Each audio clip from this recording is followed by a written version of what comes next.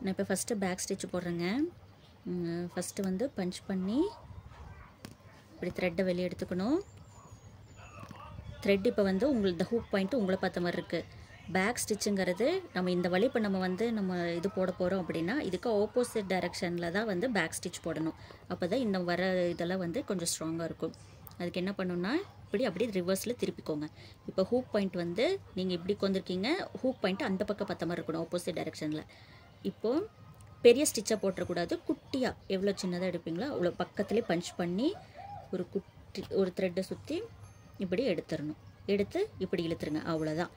இதுதான் back stitch. அப்புறம் எப்பவும் போல் இப்படி போட ஆரம்பிச்சிடலாம்.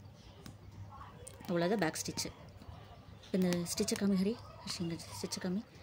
இப்போ இந்த இடத்துல பார்த்தீங்கன்னா இப்போ ஸ்டிச்சை ஸ்டார்ட் ஆகும்போது இந்த இடத்துல ஒரு லாக் மாதிரி விழுந்திருக்கு பார்த்தீங்களா? இப்படி இருந்துச்சுன்னா இந்த ஹோல் வந்து அதிகமாக தெரியாது. இதுக்காக தான் பேக் ஸ்டிச் போடணும்.